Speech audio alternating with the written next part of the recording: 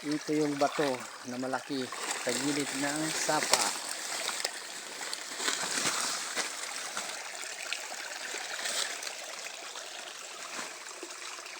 Ayan.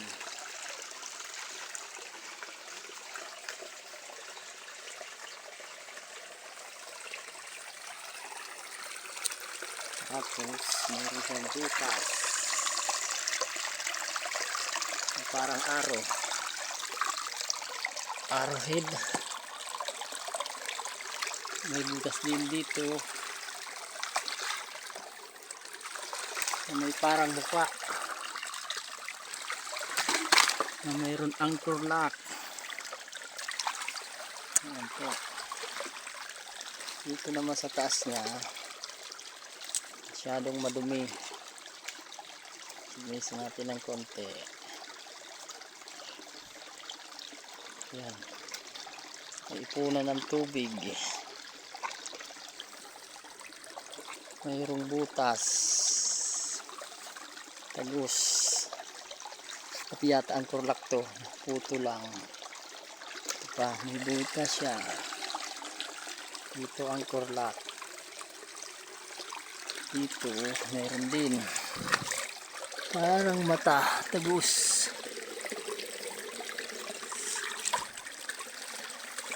Ayan pa. Tagus din papunta dito. Ayan. Tapos ito. Punta siya rito. Yung ibabaw niya.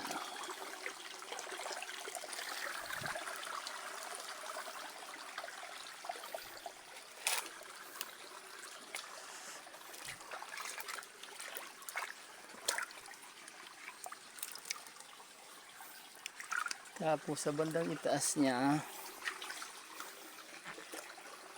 mayroong bato. Ayun.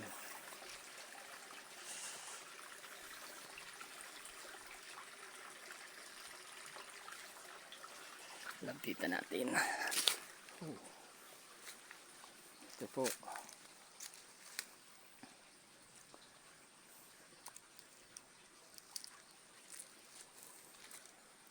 Yan, tatlong bato, 4 para nakatriangle. Ayun yung isa. Yan, nakatriangle sila. Ayun siya. Ayun yung isa. Okay, parang arrowhead. Ano to? Ito niya sa taas. Tapos dyan sa taas mayroong malaking puno ng santol sa tuktok. Yan po sa itaas niya.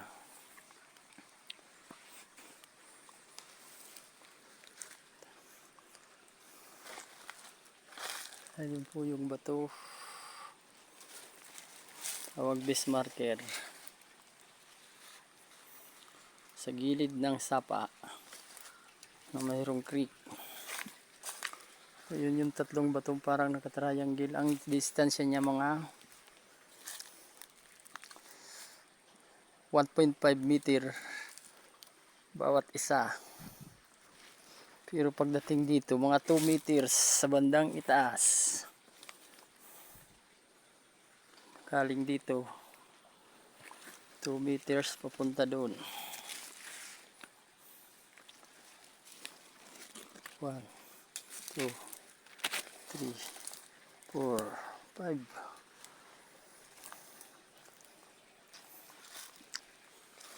Punta naman tayo ngayon sa sapa. Bismarcker pa baba. Papunta tayo doon sa paway na isapa. Nauway kasi ito sa baba. Titingnan natin, mayroong mga marka doon.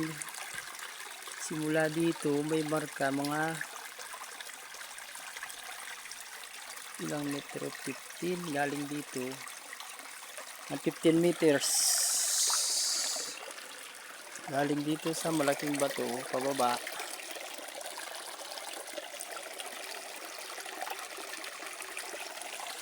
15 meters. Pagdating sa 15 meters, mayroong marka doon.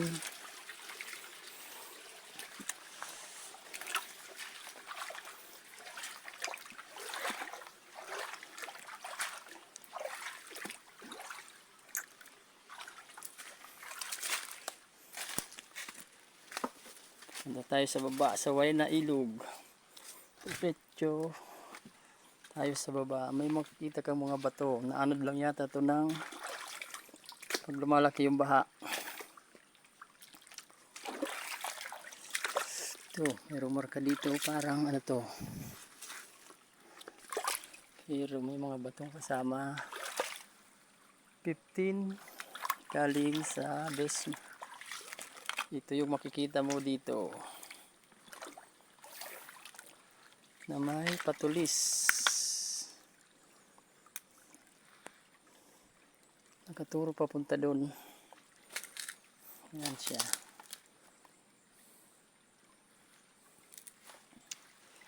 Bali po yung sa ilalim niya. Ako na lang po ang gumawa niyan. Baka kasi mahulog. Nilagyan ko ng suporta para hindi gumalaw. Ito po. Ako lang naglagay niyan.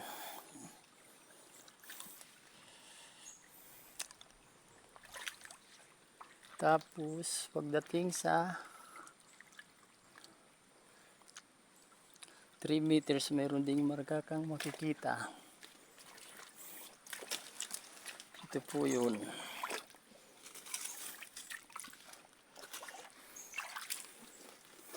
Yan, itsura niya.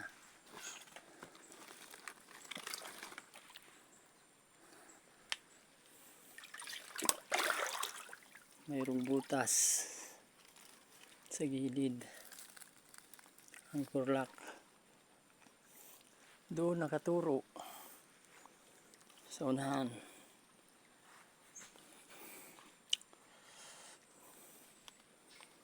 Tapos pagdating 1 meter, mayroon ka na makikitang marka. Ito nahukay ko dito. Yan po. Dito ko yung nakuha yung maliit na parang triangle na parang box. Ito po. Parang takip. Tinikit. Yan po ang kanyang itsura.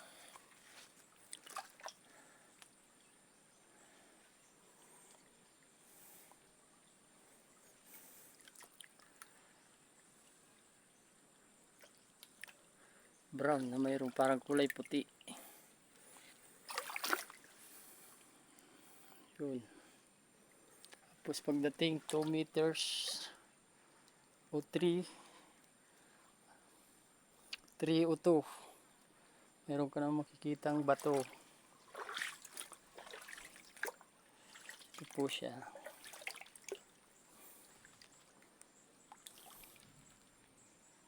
Ang itsura niya mayroong butas sa ibabaw.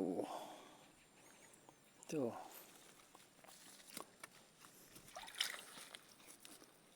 Meron din dito. Madumi nga lang.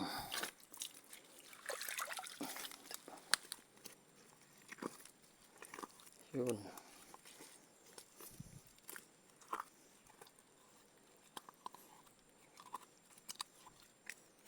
Yung butas pa.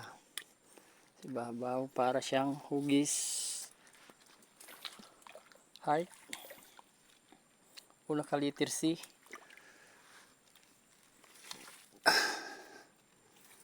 Yun. Parang hugis heart. Mayroon din butas. Pagdating dito, matulis siya. Parang pailalim yung turo. May bato sa ilalim na naiipit.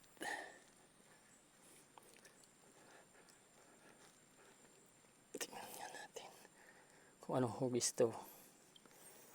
Tingnan natin.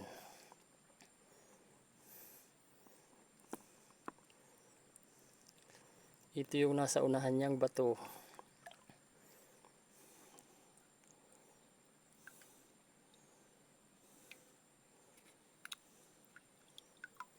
Dito siya sa ilalim niya. Tapos ito. Ganyan silang dalawa.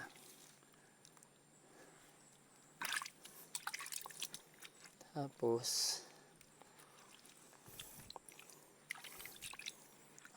letter C. Kaya itong tinanggal.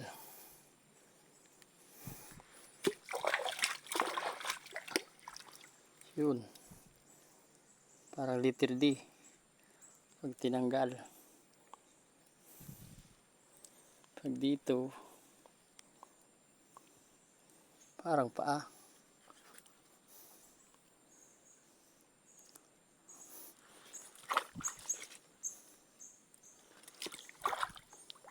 Ano kaya ibig sabihin nito?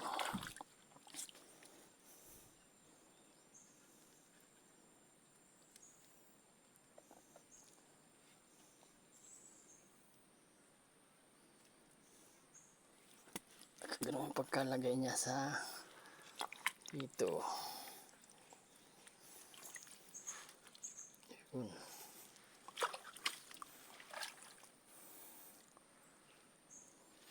Tapos papunta na tayo sa bayway na ilog. Ay sapa. Dating niya doon, meron ka nang makikitang linyog. Parang may barka sa itaas. Ayun. Mga guwit-guwit, napakarami. Yun o. Masyado malikot yung camera. Nanginginig yung kamay. Na mayroong buta sa puno. Mamaya lalapitan ko yan. Simula dito sa parang heart na bato. Mula dito, yung kanina, mga 8 to 9 meters, meron ko nang makitang marka sa tabi ng sapa na nago. Ito siya.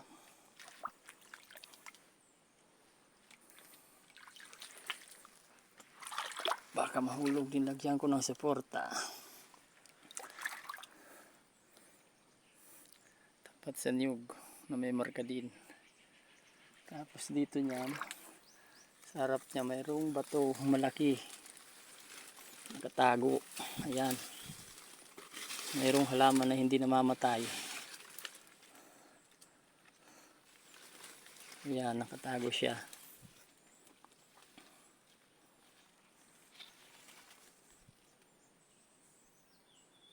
Masyadong madumi. Pagdating dyan naman mga 9 meters ulit, meron kang makikita.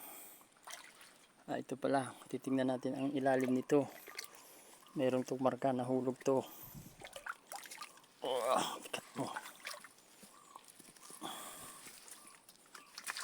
Ito siya, ang tsura niya.